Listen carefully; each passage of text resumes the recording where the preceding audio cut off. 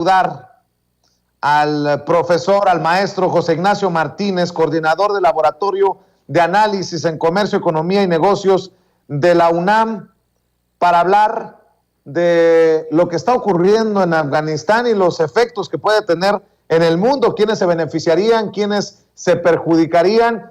Esto es importante para todos. Maestro, te saludo con mucho gusto. ¿Cómo te va? Don Vicente, qué gusto saludarlo. Muchas gracias por la invitación. Y sí, efectivamente, lo que está ocurriendo en Afganistán llama mucho la atención para la geopolítica internacional, para la economía mundial. Nosotros nos preguntaríamos cómo esto estaría afectando al ciudadano de a pie en México. Puede moverse el precio del crudo y también al moverse el precio del petróleo y sus derivados, a su vez le estaría pegando, por ejemplo, al precio de la gasolina. Si bien nos iría bien en la cuestión del aumento del precio del barril de la mezcla mexicana, como importamos gasolina y también gas, también ahí tendría una repercusión. En materia de seguridad internacional, por ejemplo, don Vicente, Afganistán es el segundo país cultivador de opio. El primero es México en Guerrero. Entonces, no solamente es la parte política al interior de Afganistán, sino que, como se dice de manera coloquial, al patear el avispero, esto comienza también a tener sus repercusiones a nivel internacional. Y si vemos hacia lo que puede ocurrir en Washington, los halcones ligados a la Casa Blanca, por supuesto que se están frotando las manos para que pudiera desatarse un conflicto ahí y vertir las armas. Emiratos Árabes Unidos, Arabia Saudita, están jugando un papel relevante porque son los que inyectan recursos, dinero a los talibanes. China, para Afganistán, China tiene un papel relevante, ya que la posición geográfica de Afganistán es relevante para impulsar la ruta y la seda que está construyendo China con 63 países, y Afganistán es la conexión hacia Eurasia, hacia Europa. Vamos, sí que Afganistán juega un papel relevante, y de ahí es lo que ha provocado la salida de las tropas estadounidenses, cómo es que gobiernos están desalojando sus embajadas, España, Francia, Reino Unido, Noruega, Australia, por supuesto, además de Estados Unidos. En el caso de México, ¿hay algo de lo que debamos de preocuparnos, profe? México tiene una representación itinerante en Kabul. El embajador Guillermo Puente, que está adscrito a la Embajada de México en Irán, en Teherán, es a su vez itinerario en Kabul. Entonces, lo que se ha hecho por parte de Relaciones Exteriores es que los connacionales que estén en Afganistán se pongan en contacto con la oficina diplomática para estar atentos a sus riesgos. Muy bien. Algo que tengamos pendiente sobre México, profe, de los últimos días. Recuerdo que por allá ha quedado un cabo suelto, algún tema importante, pendiente, salvo que me esté fallando la memoria. No, así es, don Vicente. Aquí, ayer y hoy, en Silao, en Guanajuato, en el Bajío mexicano, se está llevando a cabo un proceso de auscultación sindical inédito. El presidente López Obrador ha impulsado una importante política laboral en el país. Ratificó el convenio 98 de la Organización Internacional del Trabajo, que se refiere precisamente a derechos laborales y libertad sindical. Estos dos temas, don Vicente, están presentes a su vez en el artículo 23.3 y 23.6 del TEMEC, del Tratado entre México, Estados Unidos y Canadá.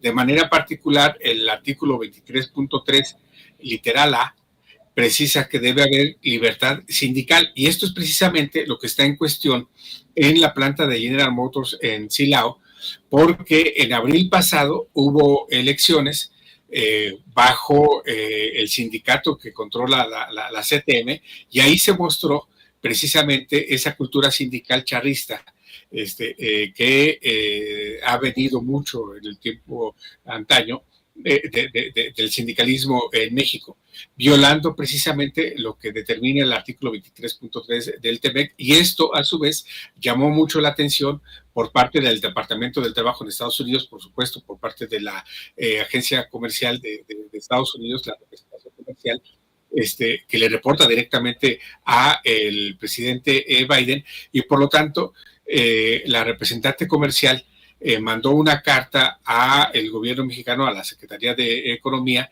diciendo que México estaba violando de manera flagrante lo establecido en el artículo 23.3, y precisamente ayer y hoy se está llevando una auscultación para que las 6.500 trabajadoras o 6.500 trabajadores que trabajan en la planta de General Motors se pronuncien en torno a si el sindicato que tiene la CTM ahí los representa, o bien es necesario otra fuerza sindical. Por lo tanto, el día de mañana tendremos este reporte por parte, por supuesto, de la Secretaría del Trabajo, de la Secretaría de Economía, en el entorno del resultado de esta importante auscultación, para poder precisar la demanda que ha establecido el gobierno de Estados Unidos por violación a los derechos laborales. Esto es algo inédito, nunca antes en la vida sindical laboral del país se había realizado. Por lo tanto, tiene que salir esto de manera muy limpia, y estaría México dando dos frutos muy importantes al respecto. Uno, se estaría posicionando la política laboral, la gobernanza laboral que el presidente López Obrador ha impulsado en torno a el aumento al salario mínimo, echar abajo la práctica de subcontratación, el outsourcing, ratificar el convenio 98 sobre libertad sindical de la Organización Internacional del Trabajo. Todo esto reflejado en lo que está sucediendo en Silao en estas horas. Si no sale con pulcritud proceso, estaríamos en puerta de que Estados Unidos, por temas laborales, don Vicente, podría imponerle a General Motors, paradójicamente, una empresa intrafiero, una empresa estadounidense, un arancel del 25% por haber violado derechos laborales en su planta. Entonces, por supuesto que los directivos de General Motors están más que pendientes para que esto salga convincente. Y también, al darse un resultado negativo, Estados Unidos podría, con base en el artículo 31.1 o el anexo 31 del TEMEC, convocar a un panel para demandar a México. Es decir, la secretaria del Trabajo tiene que estar muy al pendiente de todo este proceso para que no se cree un frente innecesario con relación a lo que va a ocurrir, don Vicente, ahora el próximo 9 de septiembre, cuando sesione el grupo de alto nivel económico entre México y Estados Unidos, que esta sesión se va a llevar a cabo en Washington, y a través de esa reunión se van a marcar nuevos derroteros en la cooperación económica entre México y Estados Unidos. Por lo tanto, al gobierno mexicano no le conviene llegar a esa reunión con un frente abierto, ¿sí?, como es el que puede generarse en estas horas en Silao. Maestro, para cerrar, deme su opinión sobre las declaraciones del presidente Andrés Manuel López Obrador en la mañanera, que dice que los economistas dicen que no se puede porque no se quiere, que son muy cuadrados en torno a usar o no los fondos adicionales del Fondo Monetario Internacional para reparar la deuda del país, que por ejemplo Gerardo Esquivel, el subgobernador del Banco de México, ya se volvió ultratecnócrata al decir que no se puede lo que plantea el presidente. ¿Qué piensa de estas declaraciones, maestro? Sí, aquí es muy precisa la ley de Banco de México. En su artículo 20, fracción tercera, donde se dice que los ingresos que se den en México a raíz de la denominación a través de los derechos especiales de giro, en automático se van a la Reserva Internacional. Esto es lo que establece la ley de Banco de México y es muy tajante. De ahí es lo que publicó el doctor Gerardo Esquivel en su Twitter hace poco, haciendo alusión a ello. Y por supuesto que esto no le gusta al presidente López Obrador. No obstante, el gobernador de Banco de México, Alejandro Díaz de León, le abre la puerta al presidente, diciéndole que el gobierno adquiera, que compre esos recursos, esos 12,000 millones de dólares representados en los derechos especiales de giro. Aquí, por supuesto, que ahora el secretario de Hacienda, sí, debe hablarle muy fino, muy de manera detallada al presidente para hacerle ver los inconvenientes o los convenientes de adquirir ese recurso a través de el Banco de México y que no sean de manera directa destinados a la deuda. Paradójicamente, el gobernador le abre la puerta al presidente y por lo tanto aquí es donde se esperaría una acción inmediata del nuevo secretario de Hacienda para determinar si se adquieren, si se compran, esos 12,000 millones de dólares que estaría destinando el Fondo Monetario a Banco de México a través de los derechos especiales de giro. Pero subrayo, la ley de Banco de México es muy precisa y esto por supuesto que no le gusta al presidente. Y de algo muy importante, ¿no? Yo mismo lo he hecho cuando tengo reuniones con él, con el presidente, de saberle decir que no. Sabemos que se va a enojar, pero algo muy importante es no se puede por esta situación, ¿no? Entonces, me parece que aquí el secretario de Hacienda es que debe hacer valer su voz con el presidente y decirle cómo está la situación. Muy bien, pues maestro, le agradezco mucho como siempre que nos acompañe y que comparta sus opiniones honestas, sinceras, transparentes en este espacio libre como el viento. ¿Por qué no cerramos invitando a la gente para que esté al pendiente de lo que hacen ustedes?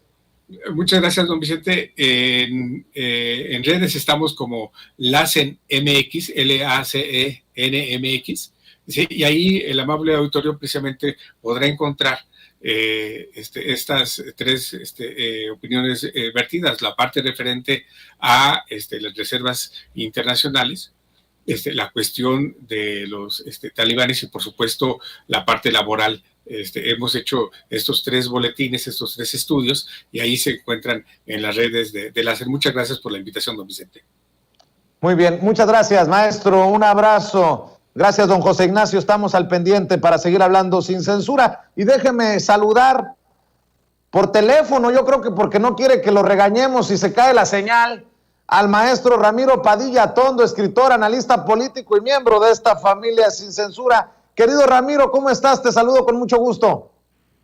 Muy bien, mi querido Vicenzo, aquí trabajando para que las cosas salgan mejor. Esperamos que algún día un enlace contigo sin accidentes, sin esas extrañas veleidades que tiene este asunto del pinche internet. Bueno, está bien, mi querido Ramiro. A ver, ¿de qué hablamos hoy? Tantos temas que se pueden abordar y tantas cosas que traes en el tintero.